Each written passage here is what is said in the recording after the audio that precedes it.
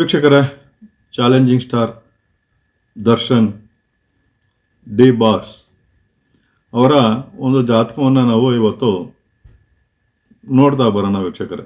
ಯಾಕಂತ ಹೇಳಿದ್ರೆ ಅವರ ಜೀವನದಲ್ಲಿ ಕುಟುಂಬದಲ್ಲಿ ಆಗಾಗ್ಗೆ ಸ್ವಲ್ಪ ತೊಂದರೆಗಳು, ವಾದ ವಿವಾದಗಳು ಈ ರೀತಿ ನಡೀತಾನೆ ಇರ್ತವೆ. ಇದಕ್ಕೆ ಏನು ಪರಿಹಾರ ಮಾಡ್ಬೋದು ಅನ್ನೋದಾದರೆ ಖಂಡಿತ ಅದ್ರ ಬಗ್ಗೆ ನಾವು ತಿಳ್ಕೊತ ಹೋಗೋಣ.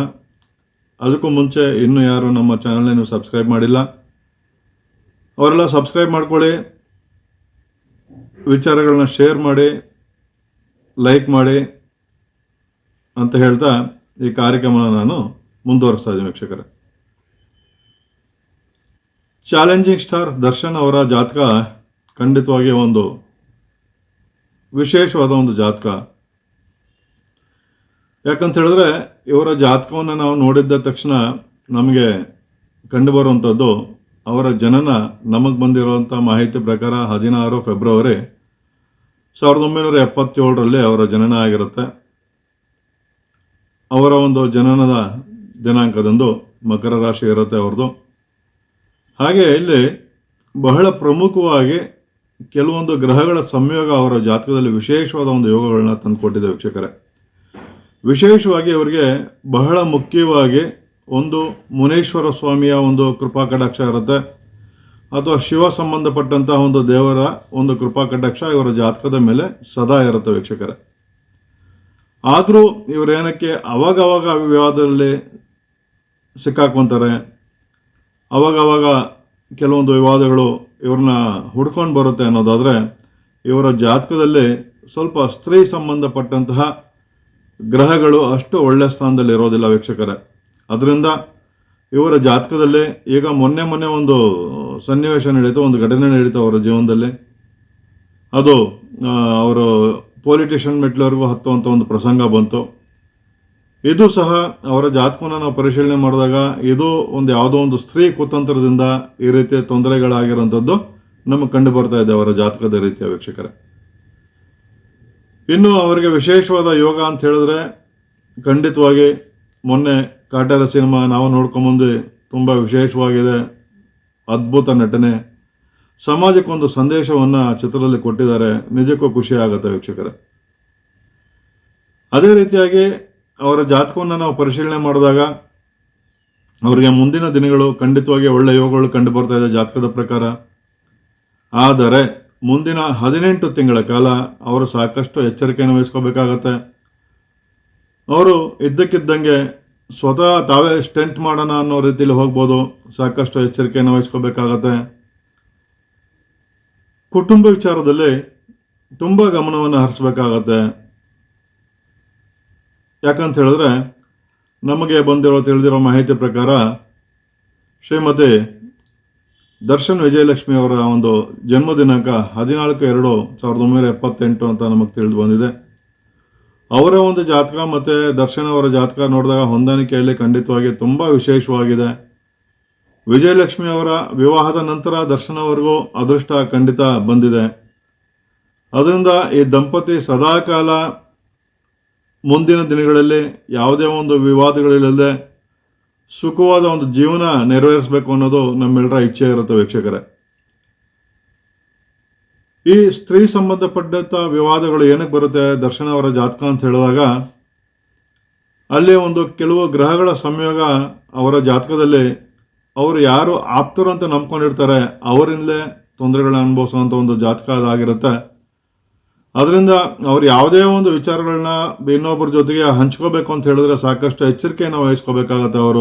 ಅವರು ಯಾರನ್ನ ನಂಬಿಕೊಂಡಿರ್ತಾರೆ ಅಂಥವರಿಂದಲೇ ಇವರ ಕುಟುಂಬದ ಮೇಲೆ ಸ್ವಲ್ಪ ತೊಂದರೆಗಳಾಗುವಂಥ ಒಂದು ಸಾಧ್ಯತೆಗಳು ಖಂಡಿತ ಕಂಡು ಬರ್ತಾ ಇದೆ. ಇನ್ನೂ ವಿಶೇಷವಾಗಿ ನೋಡೋದಾದರೆ ಅವರು ಮದುವೆ ಆದಂತಹ ದಿನ 19/5/2003 ಬೆಳಗ್ಗೆ 9:09 ಧರ್ಮಸ್ಥಳದಲ್ಲಿ ಅವರು ಮದುವೆಯನ್ನು ಆಗ್ತಾರೆ ವೀಕ್ಷಕರೇ. ಅವರು ವಿವಾಹದಂಥ ಒಂದು ಸಮಯ ಸಂದರ್ಭ ನೋಡಿದಾಗ ಖಂಡಿತವಾಗಿ ಆ ಮುಹೂರ್ತ ಅಷ್ಟು ಸಮಾಧಾನಕರವಾಗಿ ಕಾಣಿಸ್ತಾ ಇಲ್ಲ. ಆದ್ದರಿಂದ ಅವರು ಆಗಿಂದಾಗೆ ಕುಟುಂಬ ಜೀವನದಲ್ಲಿ ಖಂಡಿತವಾಗಿ ತೊಂದರೆಗಳನ್ನ ಅನುಭವಿಸ್ತಾ ಇರಬೇಕಾಗತ್ತೆ. ಯಾಕಂತ ಹೇಳಿದ್ರೆ ಅವರು ಆದಂಥ ಒಂದು ಸಮಯದ ಒಂದು ಲಗ್ನದ ಆಧಾರದ ಮೇಲೆ ನೋಡೋದಾದರೆ ಲಗ್ನದಲ್ಲಿ ಶನಿ ಇರ್ತಾನೆ, ಹಾಗೆ ಸಪ್ತಮವಾದ ಭಾವದಲ್ಲಿ ಚಂದ್ರ ಇರ್ತಾನೆ. ಇಲ್ಲಿ ಶನಿ ಮತ್ತು ಚಂದ್ರ ಈ ಒಂದು ಸಂಯೋಗ ಅಷ್ಟು ಒಳ್ಳೆಯದಲ್ಲ. ಅದರಿಂದ ಸಾಂಸಾರಿಕ ಜೀವನದಲ್ಲಿ ಆಗಿಂದಾಗೆ ಏರುಪೇರುಗಳು ಇವರಿಗೆ ಬರ್ತಾ ಇರುತ್ತೆ. ಇದಕ್ಕೆ ಏನು ಮಾಡಬೇಕು ಅನ್ನೋದಾದರೆ ಬಹಳ ಯಾವುದೇ ದೊಡ್ಡ ದೊಡ್ಡ ಪರಿಹಾರಗಳನ್ನ ಖಂಡಿತ ಮಾಡುವಂಥದ್ದು ಬೇಕಾಗಿಲ್ಲ. ಕೇವಲ ಕೆಲವು ಮಂತ್ರಗಳನ್ನ ಶ್ರೀಮತಿ ವಿಜಯಲಕ್ಷ್ಮಿಯವರು, ದರ್ಶನ್ ವಿಜಯಲಕ್ಷ್ಮಿಯವರು ಹಾಗೆ ಅವರ ಮನೆಯವರು ಪಠನೆ ಮಾಡ್ತಾ ಬಂದರೆ ಖಂಡಿತವಾಗಿ ಅವರಿಗೆ ಈ ವಿವಾದದಿಂದ ಖಂಡಿತವಾಗಿ ಆ ತೊಂದರೆಗಳನ್ನ ಖಂಡಿತ ದೂರ ಮಾಡ್ಕೋಬೋದು ವೀಕ್ಷಕರೇ. ಇಲ್ಲಿ ಎಲ್ಲದಕ್ಕೂ ಹೋಮ ಪೂಜೆ ಪುನಸ್ಕಾರವೇ ಒಂದು ಪರಿಹಾರ ಇರೋದಿಲ್ಲ. ಮತ್ತು ದರ್ಶನ್ ಅವರ ಒಂದು ಜಾತಕದ ಪ್ರಕಾರ ಕೆಲವೊಂದು ಬಾರಿ ಅವರ ಜಾತಕದ ಮೇಲೆ ಬಹಳ ಕೆಟ್ಟ ಕಣ್ಣಿನ ದೃಷ್ಟಿದೋಷಗಳು ಅವರ ಜಾತಕದಲ್ಲಿ ಕಂಡು ಬರ್ತಾ ಇದೆ. ಅದರಲ್ಲಿ ವಿಶೇಷವಾಗಿ ಸ್ವಲ್ಪ ಅವರ ಮೇಲೆ ಸ್ವಲ್ಪ ವಾಮಾಚಾರಗಳು ನಡೆಯುವಂಥ ಒಂದು ಸಾಧ್ಯತೆಗಳಿರ್ತವೆ. ಅದರಿಂದ ಅವರು ಸಾಕಷ್ಟು ಎಚ್ಚರಿಕೆಯನ್ನು ವಹಿಸ್ಕೋಬೇಕಾಗುತ್ತೆ ವೀಕ್ಷಕರೇ. ಮುಂದಿನ 18 ತಿಂಗಳ ಕಾಲ ಅವರು ಎಷ್ಟು ಎಚ್ಚರಿಕೆ ವಹಿಸ್ಕೊತಾರೆ, ಸಂಚಾರದಲ್ಲಿ ಎಚ್ಚರಿಕೆಯನ್ನು ವಹಿಸ್ಕೋಬೇಕಾಗತ್ತೆ. ಅವ್ರು ಮಾಡುವಂಥ ಯಾವುದೇ ಒಂದು ವಿಶೇಷವಾದ ಒಂದು ಪ್ರಾಜೆಕ್ಟ್ಗಳಲ್ಲಿ ಅವರು ಸಾಕಷ್ಟು ಎಚ್ಚರಿಕೆಯನ್ನು ವಹಿಸ್ಕೋಬೇಕಾಗತ್ತೆ. ಹಾಗೆ ಯಾವುದೋ ಒಂದು ಭೂ ವಿವಾದದಲ್ಲೂ ಸ್ವಲ್ಪ ತಗಲಾಕೊಳ್ಳುವಂಥ ಒಂದು ಸನ್ನಿವೇಶಗಳು ಅವರ ಜಾತಕದ ಪ್ರಕಾರ ಕಂಡು ಬರ್ತಾ ಇದೆ ವೀಕ್ಷಕರೇ.